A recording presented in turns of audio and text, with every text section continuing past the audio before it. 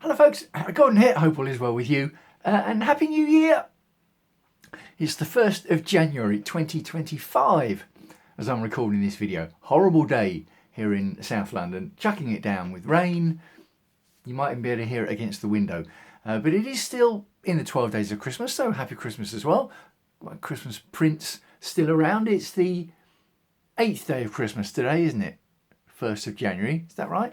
25th, 26th, 27th, 28th, 29th, 30th, 31st, 1st. It's the 8th day of Christmas. And it's the first day of 2025. And I've been thinking about my art journey and what I might have in mind for 2025. And as usual, which you might know if you've followed me for any length of time, I've been overthinking it. Because as I've been developing my page, Gordon Bryan Art on Instagram, and been curating other people's art, I've come across this staggeringly intricate art from various people. Just the skill, the talent, the time to create these beautiful pieces, whether that's in painting, sculpture, music, poetry, dressmaking, cake making, chocolate making, and so on and so on. It's an endless stream of staggering art. It's made me feel a bit inferior with what I call my splodging about. Now, one thing you should never really do as an artist is compare yourself to others, because one of the best definitions of art I've ever heard is that art is creativity given form. So my art is my creativity given form. So it's almost pointless to compare it to other people because that's their creativity given form. Makes sense, doesn't it? Now, obviously, you might compare it to other people if you're influenced by other people or you're trying to do certain things with your art. There's a specific end result in mind. Then comparison might come into the equation. But something that I have seen on Instagram, alongside all the staggering, intricate, detailed stuff, is artists who have created a style, their own unique sort of type of painting, and they've stuck with that painting over and over again in different sizes, different shapes, different colours. And I quite like that because colour is one of the three words I use to drive, one of the three words I use to explain my art, and which do happen to drive my art: colour, expression, and imagination.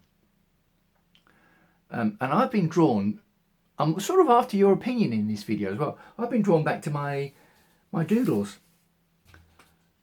That's a 12 by 12 stretch canvas doodle. It's all one line. You can pause the video if you want and follow it along. Starts there, it goes all the way across the canvas and finishes up there. So it's all one line. And I did this at least 16 years ago. I painted this, probably closer to 20 years than 16 years ago. And the doodles work quite well on prints. Well, yeah, there's a canvas print of this doodle. So these doodles work quite well because each one is different and they lend themselves to different colours. Either one colour on black or one colour on white or two colours together. The reason I'm looking around is because I can see up here, that's one I did also at least 16 years ago of two different types of blue together. That works quite well. One I did a few years ago, not as within the last 5 years, but there's a rainbow one.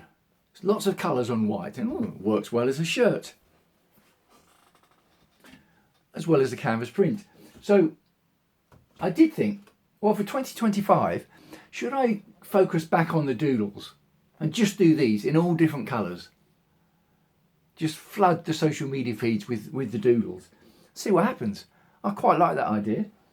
But then this is where the overthinking comes in. I also quite like some of the other genres of painting that I do, because I've got a few formats of painting that I can do over and over again. And one of them is the trees, the three silhouetted trees on a coloured background. I've done a few of those in time. This is a little, I can't remember if this is 5x5 or 6x6. Doesn't really matter. And a third type of genre I've got is the sort of the bubble drops paintings, which I've started doing in the last few years, which again lend themselves to all different colours in the background. The same format, but all different colours in the background. So I think any of those three would work. But when I say that as an artist, one thing you shouldn't do is compare yourself. Something else that's not great to do as an artist is to box yourself in, to tie yourself down, to make painting a chore, to be too rigid about what you're going to paint and when. So I don't know. The little sky and tree ones are I'll say the easiest. They're the quickest to paint. The bubble drop ones are the medium ones time-wise to paint. And the doodles are the longest. The doodle is the quickest to do, but painting it in, particularly on a 12x12 canvas, can be a bit fiddly around the edges and the lines. So they might be the longest to do. So I don't know. Let me know what you think. Out of those three types, which one do you prefer the most? Or maybe you just like me doing a variety of paintings, which I do quite like. Just seeing what I come up with. Some of them you might think, that's great. Some of them you might think, and some of them might think, what a load of rubbish. Which is fine, because beauty is in the eye of the beholder, and you can't be right all the time. So, yeah. The biggest part of me, I think, is just to carry on painting and do whatever comes to mind. But I do like the idea of doing lots and lots and lots of doodles.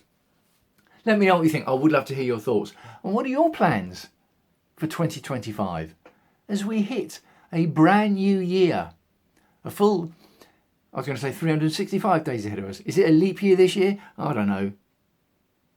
Past caring at my age. What are your plans for 2025? And let me know what you think about my painting overthinking. I'd love to hear your thoughts. Do let me know. Signing off for now. I'm wishing you as ever health and happiness for 2025 and beyond. And I'll speak to you again soon.